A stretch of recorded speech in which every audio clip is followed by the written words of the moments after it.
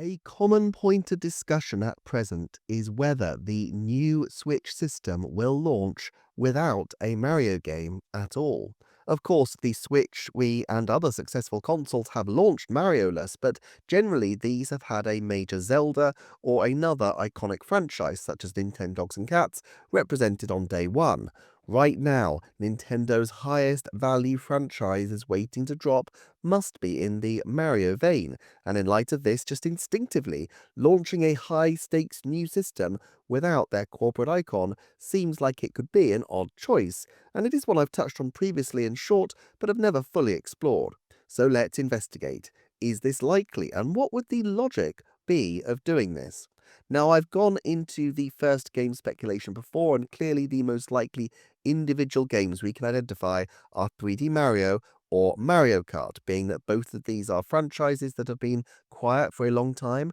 Both have the kind of huge marquee appeal to draw people in. Mario has launched consoles before, notably both Super Mario 64 on the N64 and Super Mario 64 DS on, well, the DS. Less salubriously, New Super Mario Bros. U opened the era on Wii U, but I think at this point we're too close to Super Mario Bros. Wonder to think that Mario's 2D team will be on the case for the launch window. Plus, if the new game borrows even a smidgen of the ambition of Bowser's Fury and Odyssey and scales it up to the kind of title that would deserve a 7+ year development window, which the new 3D Mario certainly seems to have had, then there is every chance we could be looking at a Breath of the Wild scale title, exactly the kind of huge event title you would want launching a new system. As for Mario Kart, it basically prints money, so they're going to want that as soon as possible, come what may. So if you're Nintendo, why look at all that and go, no, let's try something else? Well, they have done it before. Not with a wholly new console, I grant you, but they did it with the Switch OLED model. Look, I love Metroid Dread. It's an absolutely gorgeous game, and it's undoubtedly a brilliant showcase for the OLED version of the consoles, with all those dark corridors looking crisp and black and beautiful on the new system. But it wasn't a high-demand game, and there weren't therefore going to be people lining up around the block to buy an OLED on day one just for the one title. It's beloved by many people, of course, but not on the same scale as many other Nintendo titles. Of course, many people would want to buy it anyway just for the larger screen and the more attractive look of games on the OLED model, which brings us to the Switch 2. Yes, it is a new system and a generational leap, but it is also very much, as far as we can tell, an iterative step forward in the console series. People will want to buy it because it's new, because it plays Switch games better, because it has third-party titles that they like, and for any number of other reasons. In fact, it is difficult to imagine that even the most ambitious overstocking up front will meet that initial demand. So in this case, is a major game on launch day surplus to requirements? Look, obviously Nintendo wants there to be demand. If it's a third 1-2 Switch game and a version of Dr. Mario World at launch, the company's going to look fairly stupid, and that's going to hurt the system's reputation, if nothing else. However, there is a logic to utilizing a less popular game, a niche title that could fill a prestige slot, and putting that forward on day one. Then you get a large surge in demand from initial purchasers. Then a few weeks later, you launch a bigger game and you get another surge. Then a few weeks later, new game, new surge. Instead of having one surge of demand you can't even meet, you even out the peaks and troughs of demand over the launch period and supply with a careful pacing of new games. This might sound mad, but if they can pull it off, it's by far the most efficient way to approach their business strategy. Warehousing, security, distribution, all of these things are much easier if you can deliver large amounts of products consistently rather than an absolutely massive amount in one big bang. It also obviates the risk of unsold consoles from making far too many because Nintendo can unambiguously say that there is always a huge game just around the corner. Now, all that said, Nintendo is capable of stockpiling massively as they do so for the Christmas window each year. I quoted in a previous video a Nintendo of America employee who said they started this stockpiling usually in July. So it's not like Nintendo doesn't have experience with surges of demand, but nonetheless, a nice, smooth demand line for the early months does make a lot of sense as something to aspire for. Let's hear from Satoru Iwata on inventory risk. In 2011, he commented, "One of the challenges in the video game distribution industry in Japan is the higher inventory risk. It is a bigger challenge than ever before. Since it is common practice in this industry that retailers take the inventory risk, their profits from good sales can be easily wiped out by surplus stock.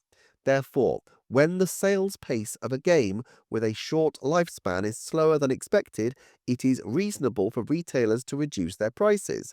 Previously, a retailer's price cut was rather independent from others, but nowadays the information on a price markdown at one store is likely to affect other retailers in no time through the internet, which results in a collapse of the market price.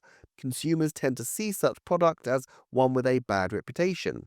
In this way, some games, which might have commercial value, lose their sales potential just because the proportion of the number of sales in the first week to the number of shipments is relatively small. On the other hand, something quite opposite is also happening. In fear of this, more retailers are eager for the minimum inventory levels. When you visit a store for a game only to hear from the clerk that it is now out of stock and the next shipment will not be until 3 weeks later, you will be discouraged to buy it. The demand sometimes does not lead to actual sales, like in the case I just mentioned. Now, I think that has to be a huge worry for Nintendo, that they crank up demand so high, but then the demand does not lead to actual sales because some people are disappointed on day one and maybe start researching some other handheld consoles on the market. From Nintendo's point of view, then, it's logical as far as it goes to balance out the inventory risk with a steady, consistent supply alongside a drumbeat of major games at the precise times when they're needed. And there may be other benefits, particularly with respect to Mario. These days, Nintendo want people to be able to talk about their games. They want a social moment. They want them to go viral on social media. But they also want to surprise and delight. But those two instincts are often going to be diametrically opposed in reality. The more hype there is before people can play a game, the fewer surprises there will be. I think this would be especially important for a 3D Mario game, so letting the audience base grow a bit before dropping the major games could work well from this point of view. But does this tally with Nintendo's previous approaches? Well, not really. Look, New Super Mario Bros. U might not have been the most exciting title in the series, but it was still a huge selling series to launch Wii U with. Nintendogs and Cats on 3DS was also a successor to a popular series, and of course, Zelda Breath of the Wild was also a key game packed with surprises to uncover and still launched on day one. However, I think all of these were quite different situations. With Zelda Breath of the Wild in particular, they knew that game was the system seller, and when I mean the system seller, I literally mean that that is all they had for a long period. Look, I love snipper clips, and there were other interesting looking launch titles for Switch like Fast RMX and I Am Setsuna, but the Switch wasn't called a Zelda machine early on for no reason. It was 8 weeks before another first party title dropped, and it was a Mario Kart port. Yes, as it turned out, a port that would go on to be stunningly successful, but a port nonetheless at a time when a huge proportion of their player base were already hardcore Nintendo fans who were likely to have purchased the Wii U original more than not. They needed a piece of software that could make a huge, instant impact with broad, long-term appeal, as nobody was going to buy the new console on the off chance based on the previous reputation of the Wii U.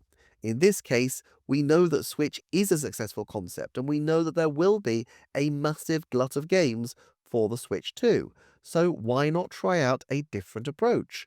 The obvious option would be to launch with an existing franchise which has the capacity and reputation for wowy graphics, but which has generally failed in the past to command mass market penetration.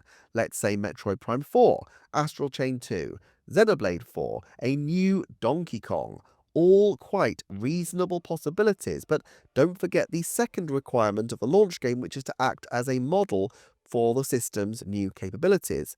Now, it may be that the new system doesn't have much in the way of new capabilities, but I'm sure there will be something, and I suspect that a Donkey Kong style title would work much better to model what these are. You don't really want people waiting 5 hours through Xenoblade 4 battle tutorials to see how the Switch 2's new X-ray vision mode works in practice. Plus, you want something probably that's designed by the core team at EPD rather than by a studio however close to Nintendo like Monolith Soft or Retro. I guess the closest precedent we have for this is Luigi's Mansion, which was, of course, the GameCube debut title back in the day.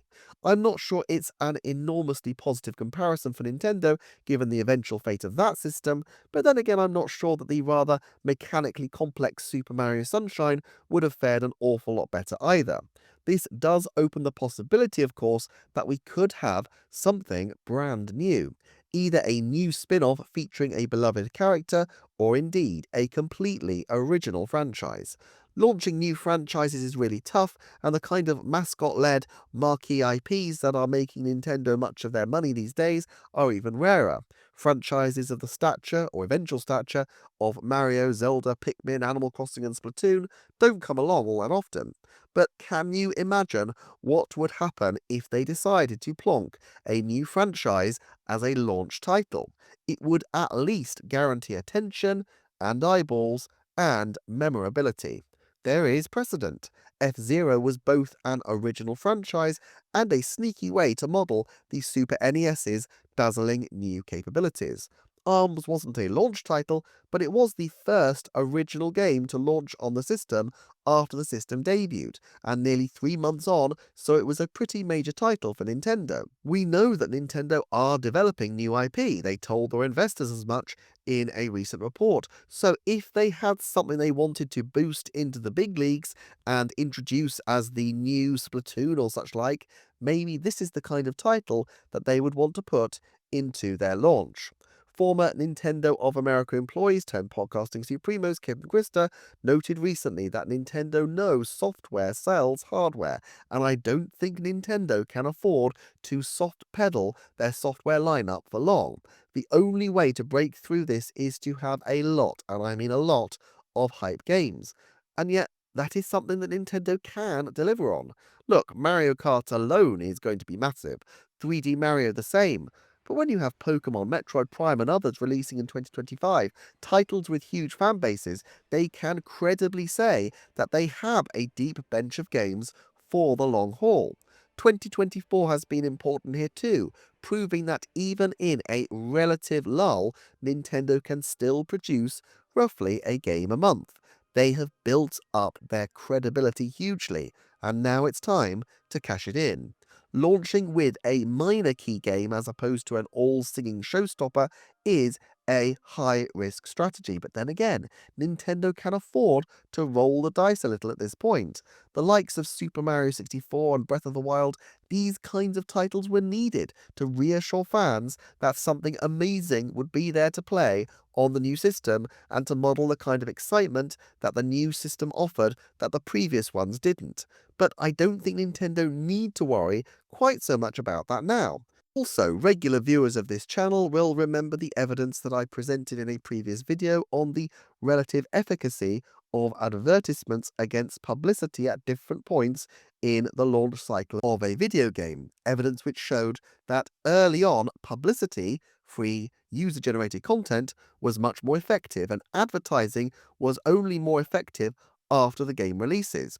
If they can space out their big releases, the system 1 month, the Mario title a couple of months later, and so on, they stand to gain a constant bubble of free publicity from people hyping the new games to Kingdom Come, which again saves money from their advertising budget to deploy at a later point. For example, to have an absolutely stunning push around the holiday window. I still think on balance a Mario game or some other big title at launch seems more probable than not, but the more you think about it, the more financial sense and strategic sense that slow drip, drip, drip of releases could make for the company. Let me know what you think in the comments, and for more cool videos, do check out this list of some of my best previous videos. Thank you to my Patreon supporters, and I shall see you next time for another Nintendo Forecast.